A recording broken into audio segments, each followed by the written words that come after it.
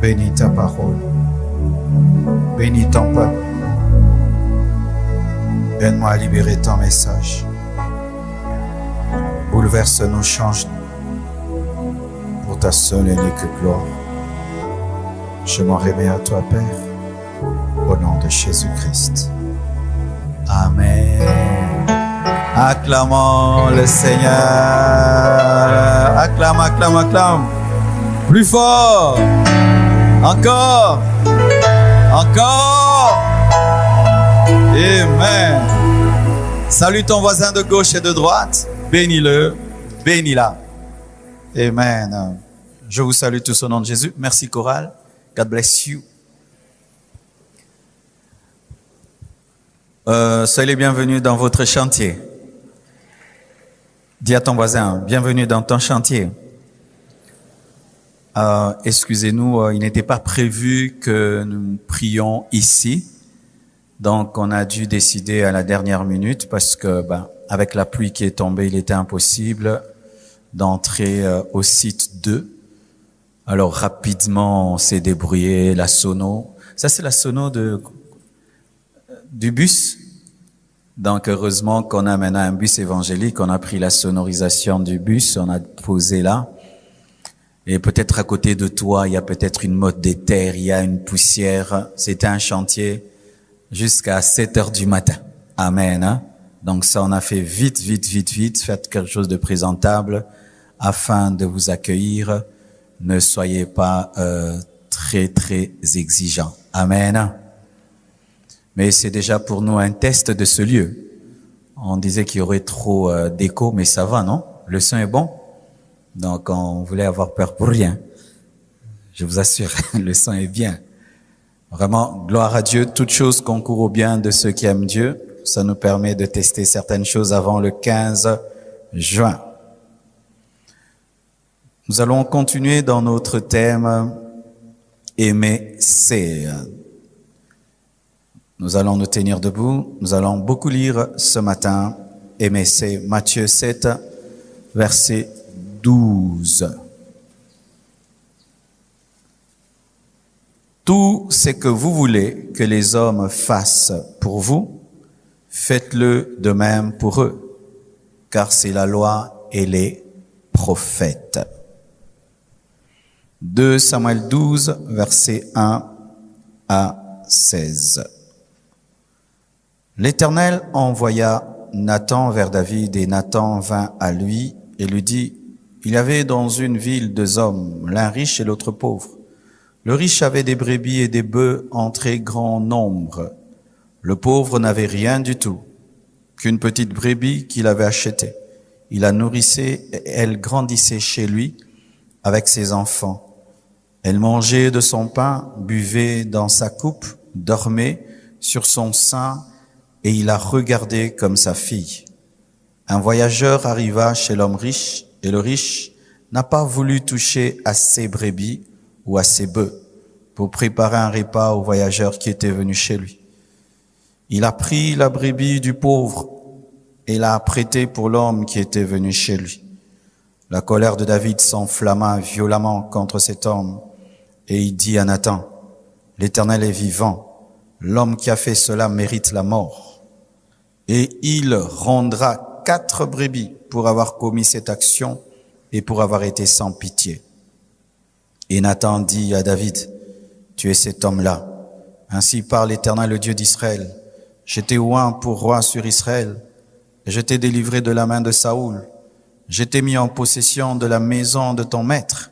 J'ai placé dans ton sein les femmes de ton maître, et je t'ai donné la maison d'Israël et de Juda. Et si cela eût été peu, j'aurais encore ajouté. Pourquoi donc as-tu méprisé la parole de l'Éternel en faisant ce qui est mal à ses yeux? Tu as frappé de l'épée Uri, le Héthien, tu as pris sa femme pour en faire ta femme et tu l'as tué par l'épée des fils d'Ammon. Maintenant l'épée ne s'éloignera jamais de ta maison parce que tu m'as méprisé et parce que tu as pris la femme d'Uri le Héthien pour en faire ta femme. Ainsi parle l'Éternel, voici, je vais faire sortir de ta maison le malheur contre toi, et je vais prendre sous tes yeux tes propres femmes pour les donner à un autre qui couchera avec elles à la vue de ce soleil. car tu agis en secret et moi, je ferai cela en présence de tout Israël à la face du soleil. David dit à Nathan, j'ai péché contre l'Éternel, et Nathan dit à David, l'Éternel pardonne ton péché, tu ne mourras point. Et parce que tu as fait blasphémer les ennemis de l'Éternel, en commettant cette action, le fils qui t'est né mourra. Et Nathan s'en alla dans sa maison. L'Éternel frappa l'enfant que la femme d'Uri avait enfanté à David, et il fut dangereusement malade. Aujourd'hui, on va récupérer ceux qui ont médité la Bible il y a longtemps. Genèse 38, versets 6 à 26. Juda prit pour son premier-né une femme nommée Tamar. Premier-né de Juda, était méchant aux yeux de l'Éternel, et l'Éternel le fit mourir. Alors Juda dit à Onan, va vers la femme de ton frère, prends-la comme beau-frère, et suscite une postérité à ton frère. Onan, sachant que cette postérité ne serait pas à lui, se souillait à terre lorsqu'il allait vers la femme de son frère, afin de ne pas donner de postérité à son frère. Ce qu'il faisait déplut à l'Éternel, qui le fit aussi mourir. Alors Juda dit à Tamar, sa belle-fille, demeure veuve dans la maison de ton père, jusqu'à ce que Shéla, mon fils, soit grand. Il parla ainsi dans la crainte que Shéla ne mourût comme ses frères. Tamar s'en alla et elle habita dans la maison de son père. Les jours s'écoulèrent et la fille de Shua, femme de Juda, mourut. Lorsque Juda fut consolé, il monta à Timna vers ceux qui tondaient ses brebis, lui et son ami Ira, l'Adulamite. On en informa Tamar et on lui dit, voici ton beau-père qui monte à Timna pour tondre ses brebis. Alors elle ôta ses habits de veuve, elle se couvrit d'un voile et s'enveloppa, et elle s'assit à l'entrée d'Énaïm sur le chemin de Timna, car elle voyait que Shéla était devenu grand et qu'elle ne lui était point donnée pour femme. Juda la vit et la prit pour une prostituée parce qu'elle avait couvert son visage. Il l'aborda sur le chemin et dit, laisse-moi aller vers toi, car il ne connut pas que c'était sa belle-fille. Elle dit, que me donneras-tu pour venir vers moi? Il répondit, je t'enverrai un chevreau de mon troupeau. Elle dit, me donneras-tu un gage jusqu'à ce que tu l'envoies? Il répondit, quel gage te donnerai-je? Elle dit, ton cachet, ton cordon et le bâton que tu as à la main. Il lui donna, puis il alla vers elle et elle devint enceinte de lui. Elle se leva et s'en alla, elle ôta son voile et remit ses habits de veuve. Juda envoya le chevreau par son ami Adulamite pour retirer le gage des mains de la femme. Mais il ne le trouva point, il la trouva point. Il interrogea les gens du lieu en disant, où est cette prostituée qui se tenait à Énaïm sur le chemin? Ils répondirent, il n'y a point eu ici de prostituée. Il retourna auprès de Juda et dit, je ne l'ai pas trouvée. Et même les gens du lieu ont dit, il n'y a point eu ici de prostituée. Juda dit, qu'elle garde ce qu'elle a. Ne nous exposons pas au mépris. Voici, j'ai envoyé ce chevreau et tu ne l'as pas trouvé. Environ 3 mois après, on vint dire à Juda, Tamar, ta belle-fille, s'est prostituée. Et même la voilà enceinte à la suite de sa prostitution. Et Juda dit, faites-la sortir et qu'elle soit brûlée. Comme on l'emmenait dehors, elle fit dire à son beau-père, c'est de l'homme à qui ces choses appartiennent que je suis enceinte. Reconnais, je te prie, à qui sont ce cachet, ces cordons et ce bâton. Et Juda les reconnut et dit, il est moins coupable que moi, puisque je ne l'ai pas donné à Shéla, mon fils, et il ne l'a connu plus. Acclamons la parole du Seigneur.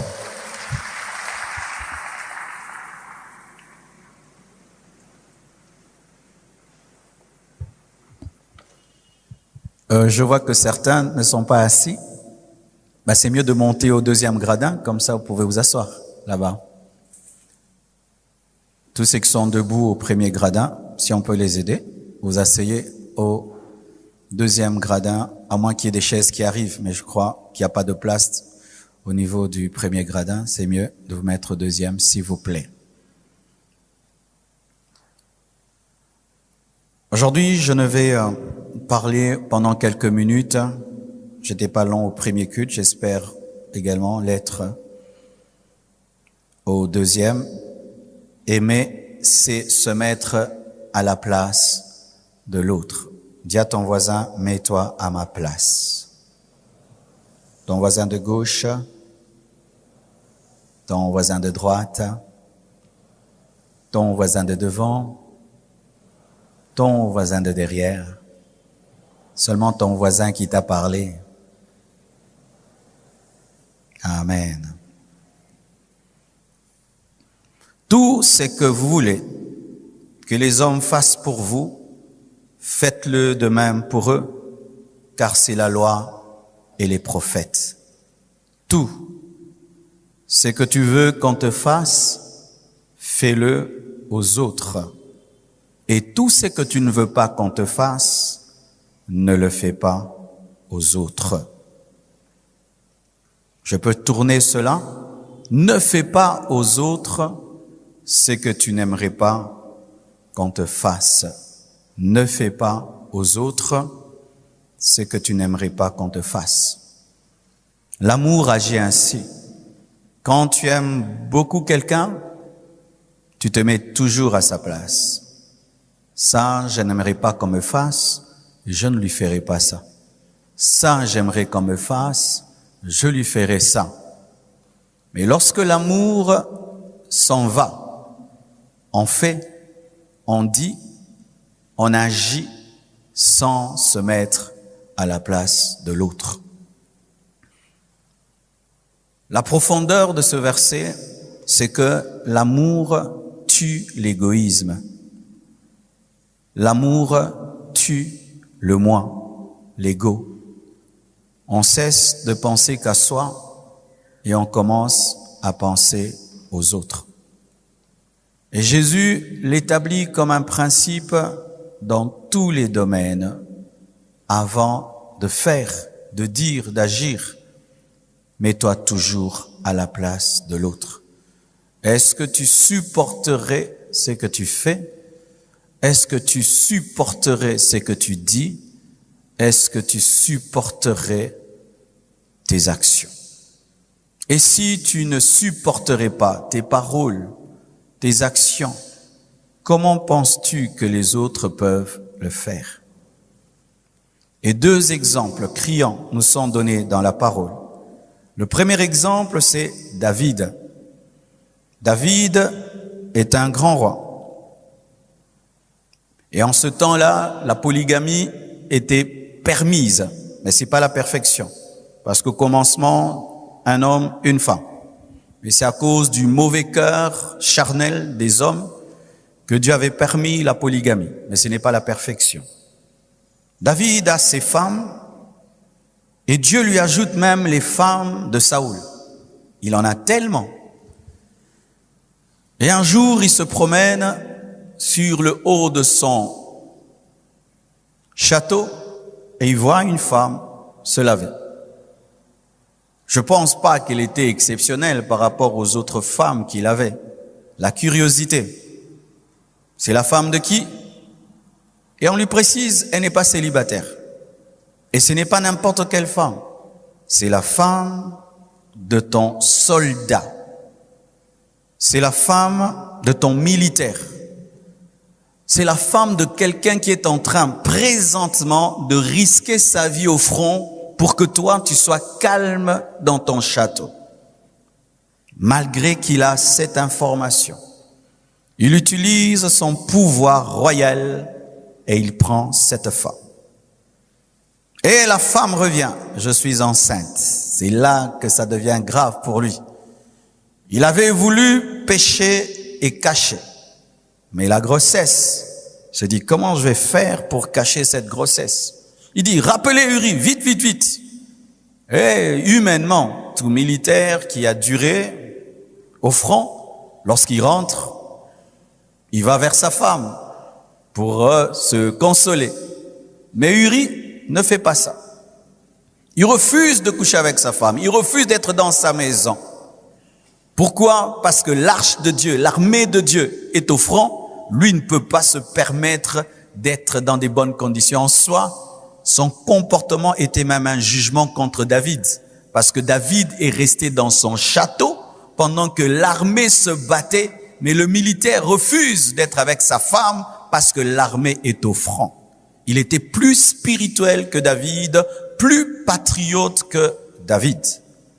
On fait tout, on l'enivre et tout, mais malgré son ivresse, il est attaché à son principe.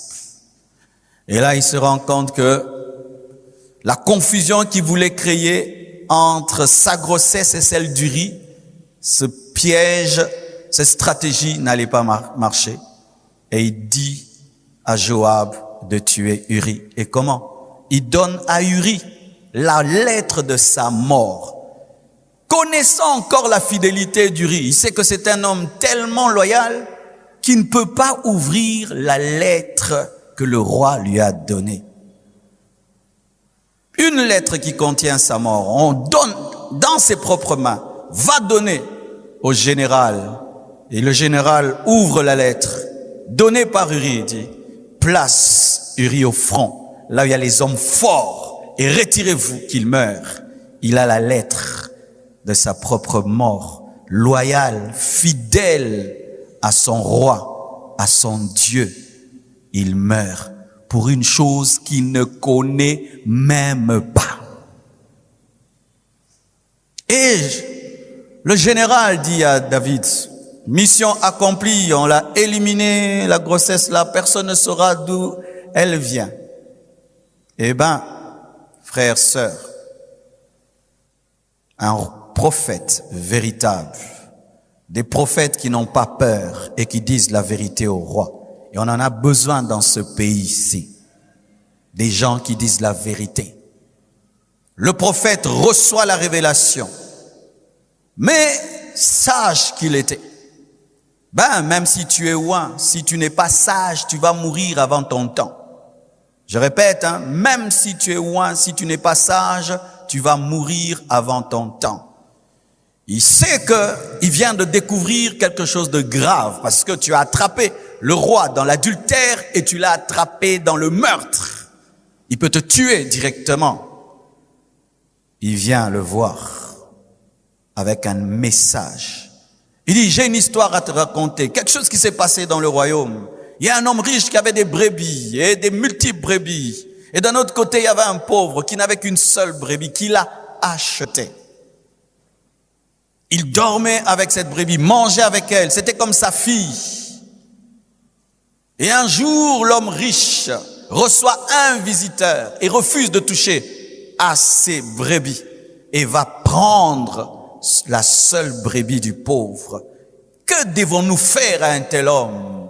Écoutez la réponse rapide de David. Un tel homme doit mourir et il doit rendre au quadruple. Écoutez son jugement lorsqu'il ne s'agit pas de lui. Lorsqu'il suppose que c'est quelqu'un de très loin, il est dur. Il doit mourir, il doit rembourser au quadruple parce qu'il ne s'agit pas de lui. Mais quand on lui dit, cet homme-là, c'est toi, il change directement, que Dieu me pardonne, j'ai péché. Vous savez pourquoi David a fait cela? C'est un homme qui n'avait pas l'amour de son prochain. C'est un homme qui, lorsqu'il jugeait les autres, il était dur, mais quand il s'agissait de lui-même, il était compatissant. Et lorsqu'on lui retourne, on dit, cet homme qui doit mourir, c'est toi. Et cet homme qui doit rembourser 4 fois, c'est toi. Il dit que Dieu me pardonne. Pourquoi il n'avait pas dit au commencement que cet homme doit être pardonné? Parce que c'était l'autre. Quand c'est l'autre, il faut voir comment on est exigeant. Quand c'est l'autre, il faut voir comment on est méticuleux. Quand c'est l'autre, il faut voir comment on sort tous les versets bibliques. Mais quand c'est nous, Père, pardonne-moi. Et Dieu lui a dit, tu ne mourras pas, mais l'épée ne quittera pas ta maison. Il avait dit quoi? Il doit rembourser au quadruple. Et David a remboursé au quadruple. 4 brebis. Parce que la brebis, dans cette histoire, ce sont des hommes. Il a perdu l'enfant là, est mort. 2, Absalom est mort. 3, Amnon est mort, ses enfants. 4, Tamar a été violée. Il a payé ce qu'il a dit. Combien de fois nous sommes ainsi? Quand il s'agit des péchés des autres, quelle dureté nous manifestons. Quand il s'agit des péchés des autres, on est les premiers à les exposer. Quand il s'agit des faiblesses des autres, on est les premiers à courir. Mais quand il s'agit de nos faiblesses, on implore la grâce, la miséricorde, le pardon, la compréhension. un manque d'amour. Autant tu veux qu'on soit compatissant envers toi. Sois compatissant envers les autres. Autant tu veux qu'on te manifeste de l'amour. Fais de même avec les autres. Il est facile, mes frères, de prendre la pierre pour jeter sur la femme adultère, jusqu'à ce que Jésus dise que celui qui n'a jamais péché lance la première pierre. Apprends à voir dans tout homme autour de toi, toi-même, parce que tu es dans tout homme. Dans tout homme. Et Jésus appelle l'homme ton prochain, pas ton lointain, ton prochain.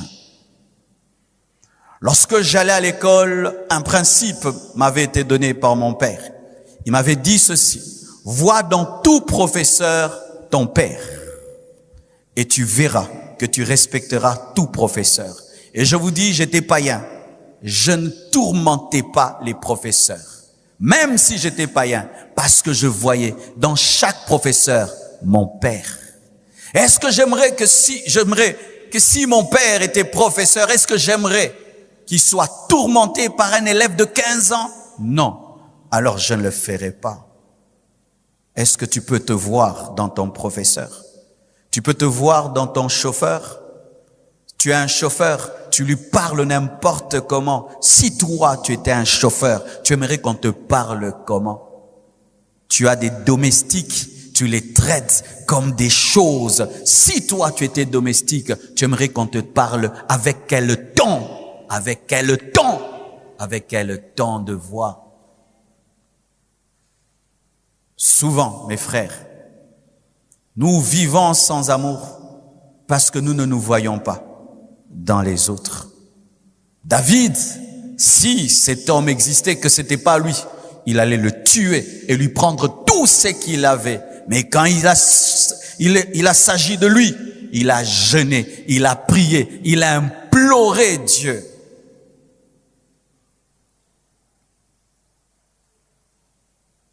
Et la deuxième histoire, qui est encore terrible. Judas, le fils de Jacob, enfante un enfant qui s'appelle Er. Cet enfant est méchant, tellement méchant que Dieu le tue. Et Er avait épousé une fille qui s'appelait Tamar. Et il ne laisse pas une postérité à Tamar. Et il y avait une coutume.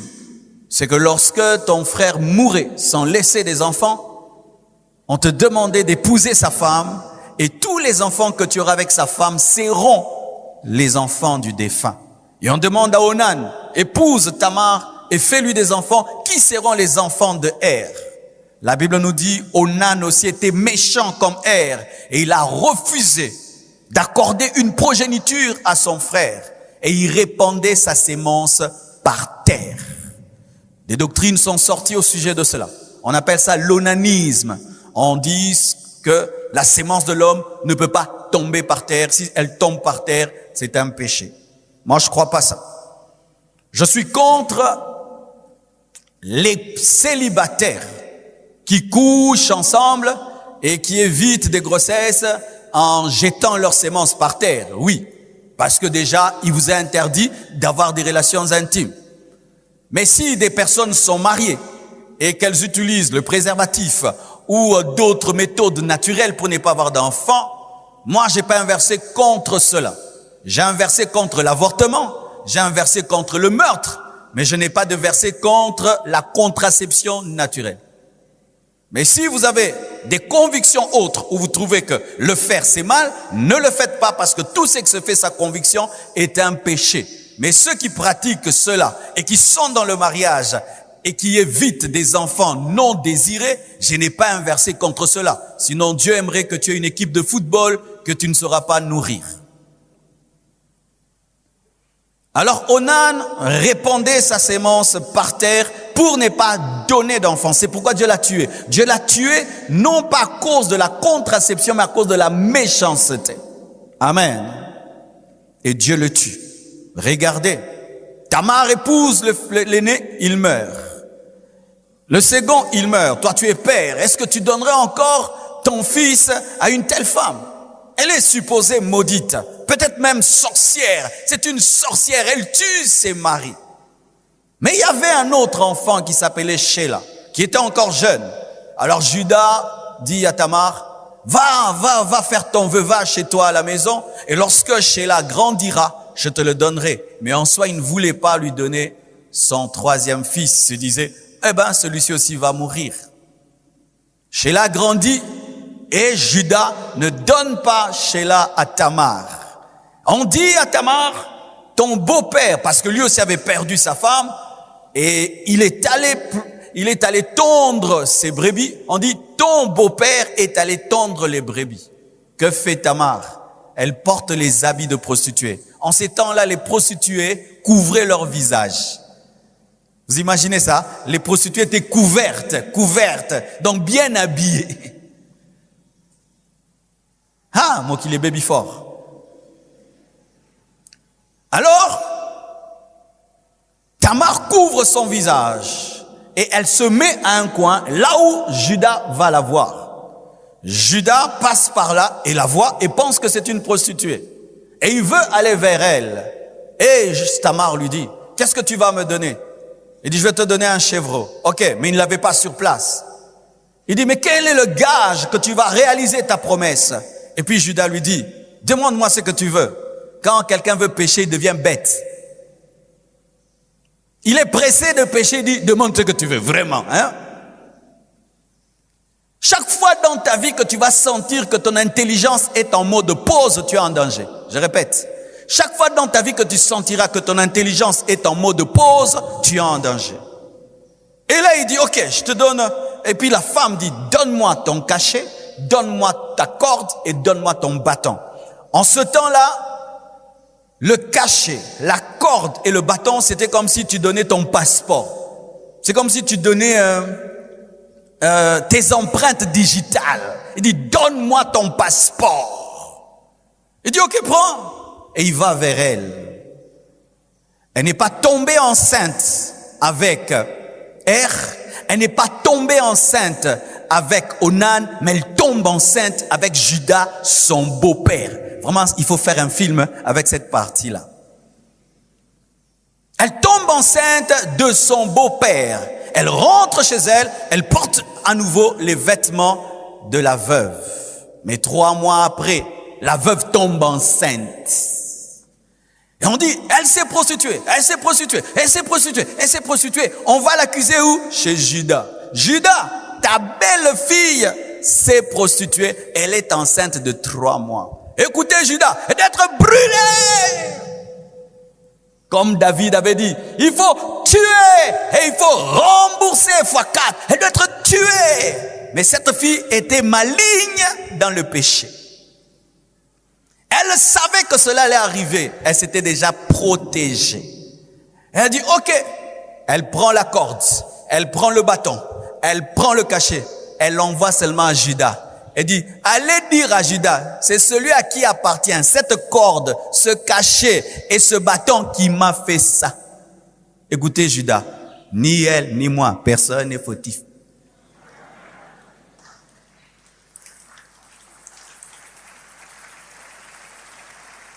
Moi, je ne savais pas que c'était ma belle-fille parce qu'elle s'était couverte. Mais moi aussi, c'est ma faute. Il fallait que je lui donne Sheila. Comme je lui ai pas donné Sheila, c'est pourquoi elle m'a fait ça. Tout le monde est sorti vivant. Personne n'était brûlé. Pourquoi? Parce qu'elle s'était collée à lui. Si je brûle, nous brûlons. Il dit, oh, tu ne brûles pas parce que je vais brûler. Quand il s'agit de l'autre, brûler. Quand il s'agit de toi, pardon. Combien de fois nous nous comportons ainsi, comme Judas? Et combien de fois nous avons fait du mal à des Tamar, alors que nous sommes aussi fautifs qu'elle? Aujourd'hui, frères et sœurs, ma prédication est circonstancielle. Lorsque je vois l'état de notre nation, c'est ce problème-là qui nous tue. Nous ne nous mettons pas à la place des autres. Le pays le plus riche au monde, potentiellement, qui aujourd'hui commence à devenir un village, mes frères.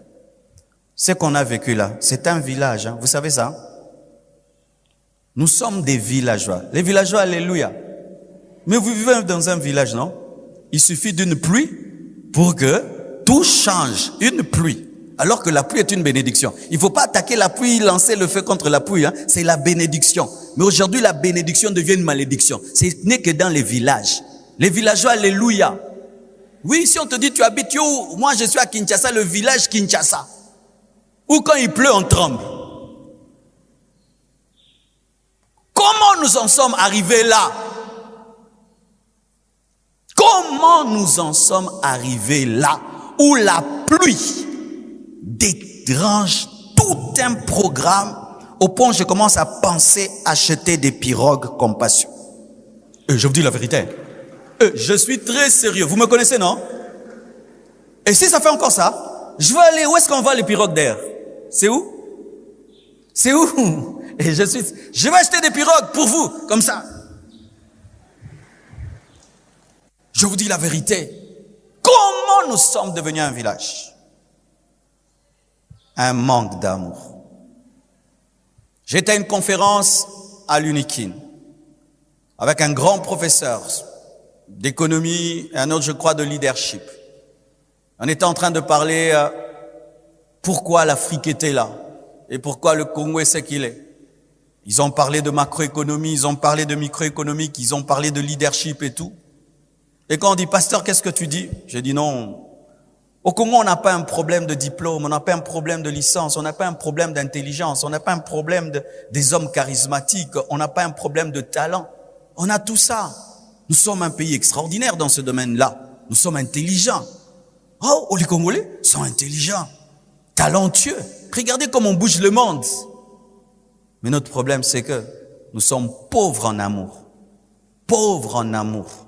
Et on commence à battre le record de la méchanceté. Le record mondial de la méchanceté.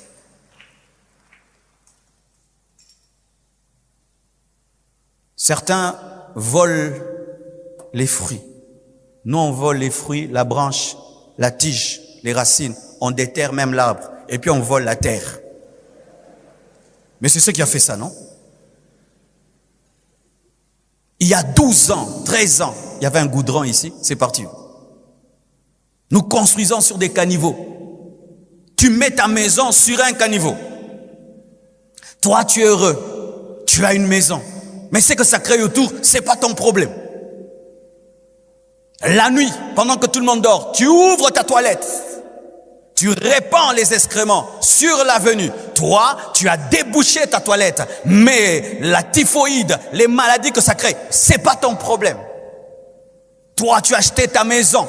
Mais toutes ces personnes qui ne sont pas payées, là n'est pas ton problème. Tu t'es acheté une maison. Mais tous ces pères et toutes ces mères qui ne peuvent pas assurer le futur de leurs enfants, ça c'est pas ton problème. C'est toi, toi, toi et toi.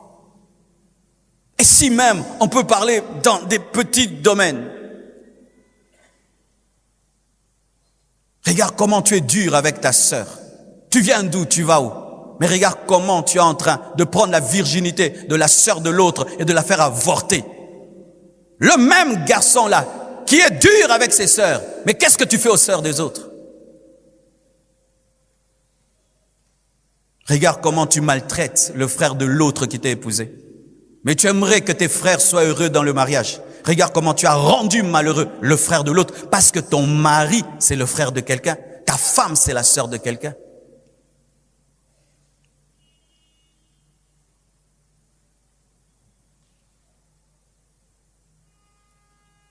Tu aimerais que ta sœur se marie à quelqu'un qui la maltraite? Regarde ce que tu fais à ta femme, elle est malheureuse. Tu aimerais que ton frère se marie à une femme qui le maltraite? Regarde ce que tu fais à ton mari qui est malheureux. Tu aimerais que quelqu'un puisse jouer avec tes enfants? Mais c'est ce que tu fais, tu joues avec les enfants des autres. Tu aimerais que quelqu'un un jour te prenne toutes tes économies? Mais regarde, tu as escroqué quelqu'un, tu lui as tout pris. Moi, et moi. On me donne l'argent d'une route qui doit faire 10 ans. Je commande une route qui va faire 2 ans.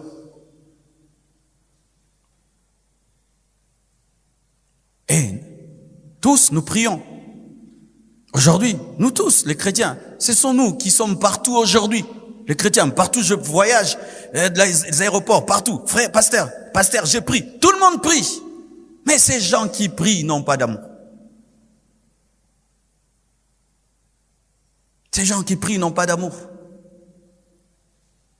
Pourquoi toutes ces années je suis avec vous? Je me garde discipliné. Je n'aimerais pas que ma fille prie dans une église et que le pasteur joue avec elle. C'est pourquoi je ne peux pas jouer avec toi. Parce qu'en chacune de vous, je vois Choukrani, je vois Chifra. Est-ce que nous pouvons voir nos enfants dans les enfants des autres? Est-ce que nous pouvons voir nos parents dans les parents des autres? Est-ce que nous pouvons voir nos sœurs dans les sœurs des autres? Est-ce que nous pouvons voir nos frères dans les frères des autres? Est-ce que nous pouvons voir nos grands-mères, nos grands-pères dans tous les vieillards? Dans tous les vieillards. Tu es dans un bus, un vieillard est debout et toi tu es assis. Mais si c'était ton pépé, si c'était ta mémé, tu aurais vu te donner ta chaise. Mais c'est ton pépé, c'est ta mémé. C'est ton pépé, c'est ta mémé. Chaque vieillard, c'est ton grand-père. Chaque père, c'est ton père. C'est comme ça qu'on a grandi. Nous, on a grandi comme ça. On ne manquait jamais du respect à quelqu'un qui a l'âge de ton père, parce que c'est papa. Et Dieu qu'on a vieux. Hé, aujourd'hui, et la méchanceté amène la destruction. Qu'est-ce que tu n'aimerais jamais qu'on te fasse? Ne le fais jamais à quelqu'un. Qu'est-ce que tu aimerais qu'on te fasse? Fais-le à quelqu'un. C'est ça l'amour. C'est ça l'amour.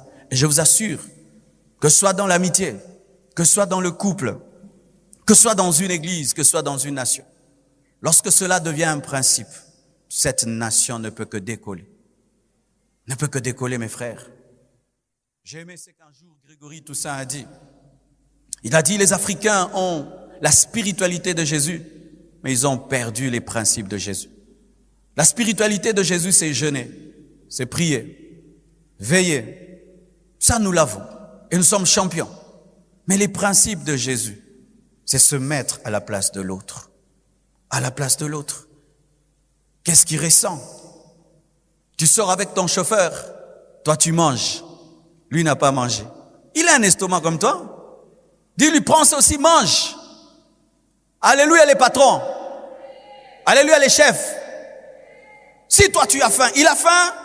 Si t'a accompagné toute la journée et que toi, à un certain moment, tu n'en peux plus, lui aussi n'en peut plus. Il n'en peut plus. C'est comme ça que les nations européennes se sont développées. Parce que le christianisme est passé par là. Même s'ils ont rejeté Jésus, ils ont rejeté la Bible, mais ils ont gardé les principes de la Bible. Ils ont gardé les principes de la Bible. Tu tombes là, tout le monde vient et va t'amener à l'hôpital. Mais ils ne sont pas des chrétiens, mais ils se voient en toi s'il est tombé. Donc, moi aussi je sens, on prend soin de toi. Mais nous, l'autre n'est pas toi. C'est pourquoi tout ce qui est communautaire est détruit. Les stades sont détruits. Les bus sont détruits. Tout ce qui est communautaire est détruit. Les églises sont détruites. Quand on va finir ce beau temple et ce grand temple, est-ce qu'on saura le garder? Certains vont monter sur les cuves des toilettes. Ils vont voler même les papiers hygiéniques. Ils vont voler le parfum des toilettes. Ils vont porter même les essuies. Est-ce que je veux même mettre même un essuie dans les toilettes? Est-ce qu'il va survivre un jour? Au point, il faut écrire sur les toilettes, ne monte pas sur la cuve. Il va chevaucher la cuve. Pourquoi? Lui ne doit pas attraper des microbes. Mais ses pieds, ça là, il va les mettre sur la cuve. Lui qui sorte sans microbes, mais il te laisse les microbes là. Et il ne va pas essuyer. On laisse une toilette telle qu'on l'a trouvée. Tu trouves une toilette propre, tu la laisses propre. Pourquoi? Tu penses à l'autre. De la même manière, tu évites les microbes, tu dois penser que l'autre ne doit pas attraper les microbes. C'est comme ça qu'on vit dans la propreté. Lorsqu'on pense à l'autre, l'amour t'amène à vivre dans l'excellence. Aimerais-tu entrer dans une toilette et tu trouves des choses? Mais toi, quand tu en laisses, quand vous jetez vos tout dedans, quel plaisir il y a à voir ça? Ton sang, tu le jettes, ton sang, dans les toilettes publiques. Tu n'utilises pas la chasse. L'autre passera là. Ça peut se passer dehors, mais ça ne peut pas se passer parmi les enfants de Dieu. David, quand il a s'agi de lui, il voulait le pardon. Judas voulait la grâce, mais quand c'est l'autre, il faut la dureté. Et cela amène la destruction. Heureusement, il y a quelqu'un de différent. Aimeriez-vous que j'en parle? La Bible dit dans Jean 10, verset 11, « Je suis le bon berger. Le bon berger donne sa vie pour ses brebis.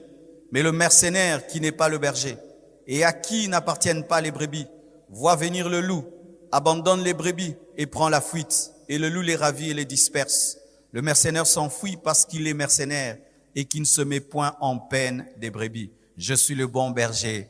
Jésus est le bon berger qui s'est mis à notre place. Il a vu qu'on allait finir en enfer, il a pris notre place. Il est devenu homme, il est devenu chair, il est devenu péché. Le châtiment qui nous donne la paix est tombé sur lui et par ses meurtrissures, nous avons été guéris. Il était abaissé pour qu'on soit élevé. Il a été séparé pour que nous soyons connectés. Il a été jugé pour que nous soyons justifiés. Il est allé dans les ténèbres pour que nous soyons allés dans la lumière. Il est devenu pauvre pour qu'on soit riche. Il est le divin substitut. Le divin substitut, celui qui se met à la place de l'homme. Mon frère, chaque fois que tu voudras vivre dans l'amour, voici une question que tu dois toujours te poser. Si c'était Jésus à ma place, qu'est-ce qu'il allait faire? Si c'était Jésus à ma place, qu'est-ce qu'il allait faire? Si c'était Jésus à ma place, qu'est-ce qu'il allait faire? Frère, chaque fois que tu penseras ainsi, tu ne feras du mal à aucun homme. Chaque fois que tu penseras ainsi, jamais tu ne détruiras l'autre. C'est Jésus le modèle. C'est Jésus le modèle. C'est Jésus le modèle. C'est Jésus le modèle. C'est Jésus le modèle. Ne dis jamais, tout le monde le fait, et pourquoi pas moi? Toi, tu es différent. Toi, tu es disciple de Jésus. Et si nous sommes chrétiens, c'est pour amener la différence dans ce pays. C'est pour amener la différence. Mais souvent, les chrétiens, on nous dit, oui, je suis la lumière du monde. Je suis le sel de la terre. Je suis la lumière du monde. Je suis le sel de la terre. Je suis la lumière du monde et je suis le sel de la terre. Donne-moi l'amen, hein? Samedi, j'ai pris mes travailleurs. J'ai dit, on sort. On va aller balayer l'avenue. Pas l'église, l'avenue. J'ai donné à chacun d'eux une prime. Une petite prime, seulement de motivation. Tout le monde est sorti. Les peintres, les carreleurs, tous les maçons, le cuisinier, tout le monde, on est sorti sur la rue. Mes frères, j'ai toujours habité là-bas. Les gens savent que je suis pasteur, mais ils ont su que je suis pasteur lorsque j'ai balayé la route. Et je me suis dit, si j'étais le voisin d'un homme et qu'un jour ils viennent balayer devant chez moi, je serais marqué à vie. Mes voisins ont été marqués à vie. J'ai enlevé leurs poubelles. J'ai enlevé la saleté devant chez eux. Il y a même un qui écrit sur Internet, oui, vraiment, le pasteur est venu devant chez moi. Il y a plusieurs manières de prêcher, mais l'amour ne rate jamais. L'amour ne rate jamais. L'amour ne rate jamais. L'amour ne rate jamais. Et quand je regardais l'avenue, c'était beau. Tout le monde a construit quelque chose de beau. Mais j'ai vu 2 parcelles qui n'étaient pas belles. J'ai eu la pensée d'aller peindre leur maison. J'irai les voir bientôt. Toc, toc, toc. Bonjour voisin. J'aimerais te mettre la peinture. Est-ce que tu me le permets? Pourquoi? Mais pour que ce soit beau chez toi, comme c'est beau chez moi. Comme ça, toute l'avenue est belle. Mais une peinture coûte combien pour peindre un mur? C'est $20, $30. Mes frères, nous dépensons $20, $30 dans des unités, dans des restaurants. Mais tu peux bouger un quartier. Tu peux changer un quartier. Il y a des choses qui se feront sur la terre que lorsque tu vivras dans l'amour, mets-toi toujours à la place de l'autre. Mets-toi toujours à la place de l'autre. Toujours à la place de l'autre. Toujours à la place de l'autre. Tu vois un couple qui s'entend bien, tu viens déranger là-bas. Toi, tu connais les prix qu'ils ont payés pour être ensemble. Tu connais le prix qu'ils ont payé pour être ceux qui sont. Toi, tu vas venir seulement pour satisfaire ta curiosité et tu détruis une famille, tu détruis des enfants. Est-ce que toi, tu aimerais, tu as un couple qui marche, que quelqu'un vienne le détruire? Non, mets-toi à la place de l'autre. quelqu'un sa réputation. Toi, tu détruis. Mets-toi à la place de l'autre. Si on se mettait à la place des autres, mes frères, ce pays serait grand. Ce pays serait grand. Ce pays serait grand. Comme je l'ai dit au premier culte, mes frères, quand je me mets à la place des fidèles, je me dis, qu'est-ce que les fidèles sentent?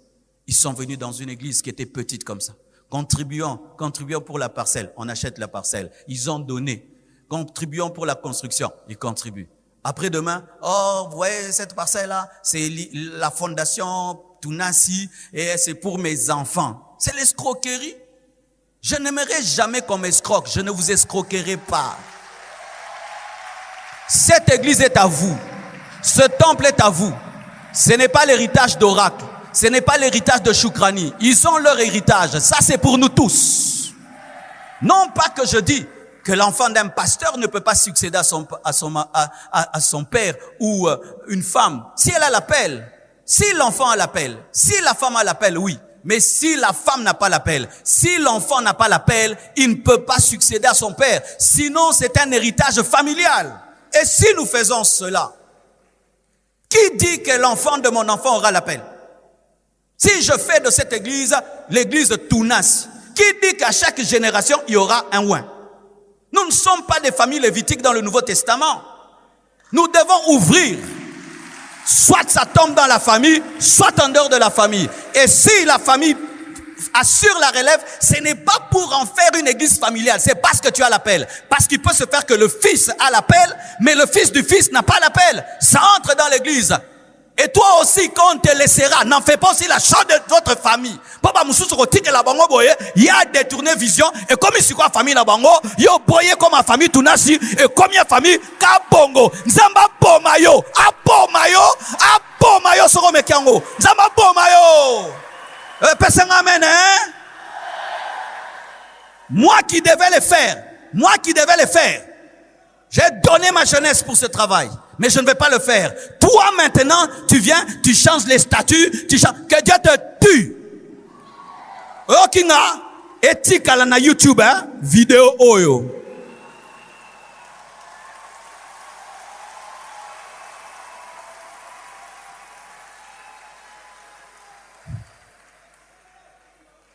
Regardez. J'ai été touché. Je vais à Dubaï. Tu vois un immeuble grand. Tu vois, c'est un homme qui a construit ça. Il sait qu'il va mourir, mais il construit ça. Il laisse ça à la postérité. Il n'est pas chrétien. Comment nous, les chrétiens, on ne peut pas laisser des choses à la postérité? Que tout ce qu'on fait, ça doit être dans ta famille. Donc les païens sont plus saints que nous. Il y a des gens qui ont construit des ponts, qui ont construit des choses, mais qui ont laissé à la postérité. J'ai remarqué que tout ce qui devient familial ne dure pas dans le temps. L'église catholique demeure parce qu'elle n'appartient à personne. Le pape est mort, ça n'a pas tremblé, parce que ça n'appartient pas à la famille du pape. L'église protestante demeure parce qu'elle n'appartient à personne. Wesley a engendré le méthodisme, mais n'a pas laissé le méthodisme à sa famille. C'est pourquoi on parle encore du méthodisme. Et j'ai compris quand j'étais en prière, si je veux que cette église, après moi, parce que Jésus peut revenir dans 200 ans, hein? Il est souverain. Si je veux que l'église Compassion, après 200 ans, existe, ça doit appartenir à tout le monde. C'est dire que le leader s'en va, mais le statut maintenant protège l'église. Et des avocats protègent l'église. Et des anciens protègent l'église. Toi, on te donne l'église, tu as un salaire. Tu meurs, on cherche un autre pasteur. Comme les églises protestantes. C'est seulement ça qui va durer. Mais quand ça commence à faire des détournements de visions et de doctrines, c'est quand ça meurt.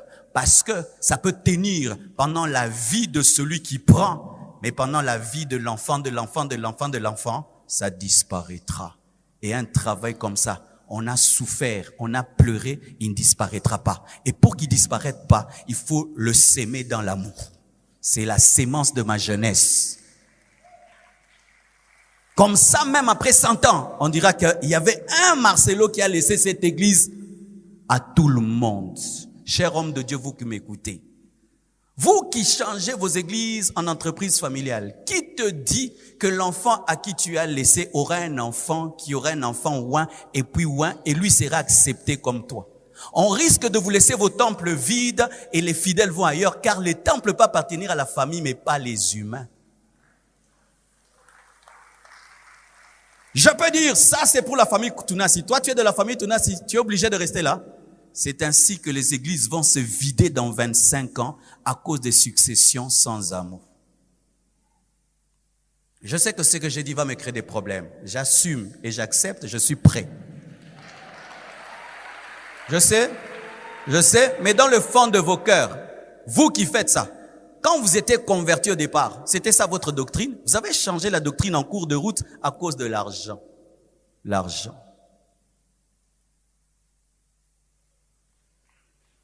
L'argent.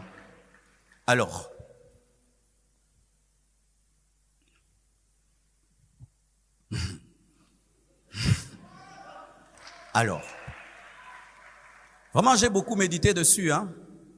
Je dis, comment un homme de Dieu peut finir un jour par laisser l'église à sa famille?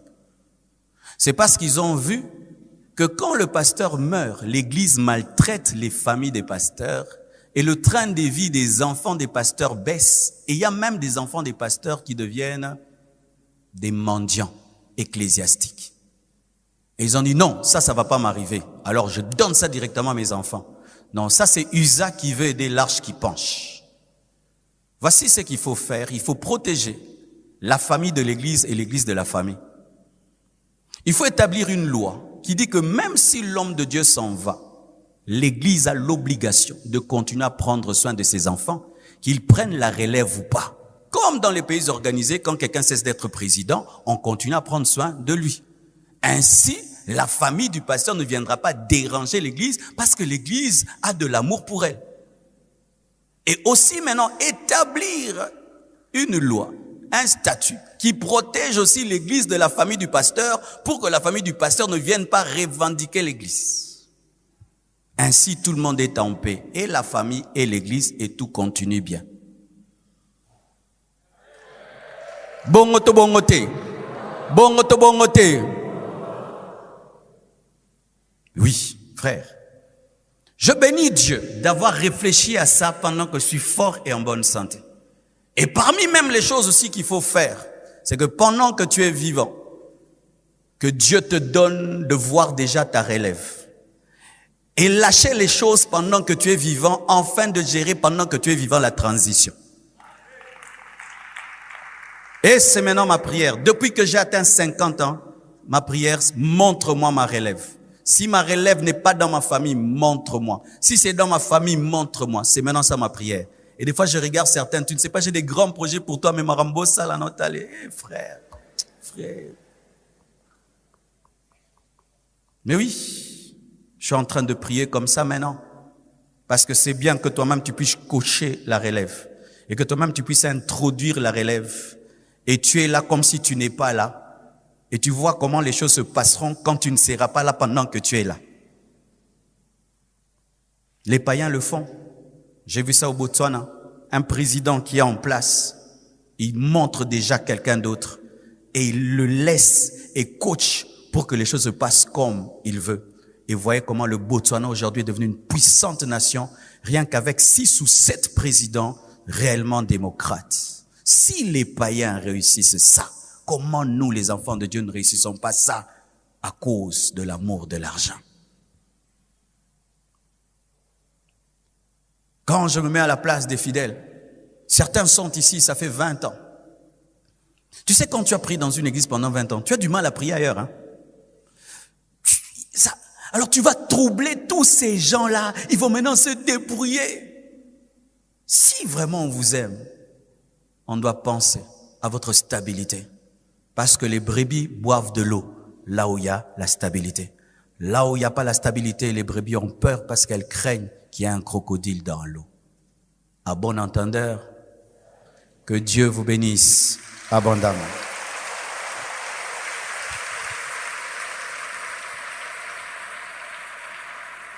Tu vas mettre ta main sur ton cœur et tu vas demander à Dieu l'amour qui te permet de te mettre à la place des autres.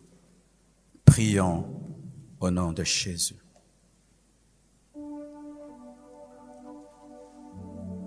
Je prierai pour toi, tu prieras pour moi. Ensemble nous verrons la gloire du Dieu vivant. Je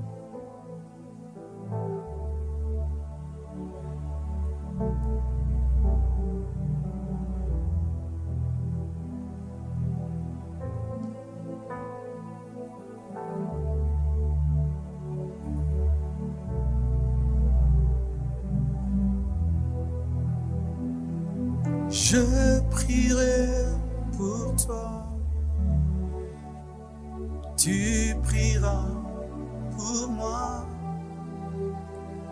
Ensemble nous verrons la gloire du Dieu vivant.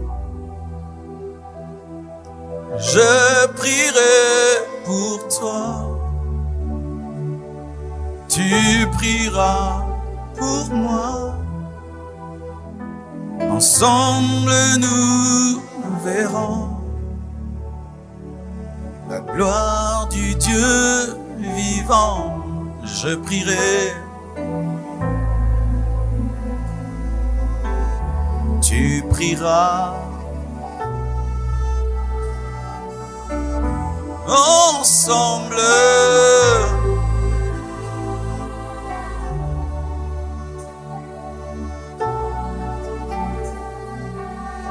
je prierai,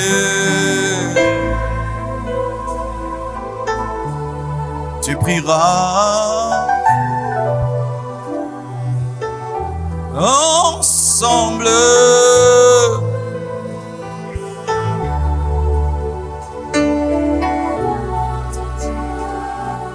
oh, je prierai pour toi,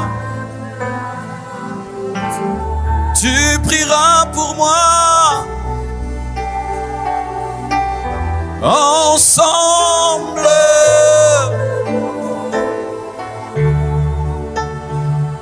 la gloire de Dieu. Seigneur, nous ne voulons pas être comme David. Nous ne voulons pas être comme Judas. Nous voulons être comme toi. Toi qui as donné ta vie pour nous. Accorde-nous chaque fois de penser à l'autre, à sentir les choses à la place des autres. Et à toujours méditer avant de parler, d'agir et faire quoi que ce soit. Car nous sommes prochains l'un de l'autre. Nous sommes dans le même corps. Seigneur, tellement de choses à dire à ce sujet. Mais je crois que ton esprit est capable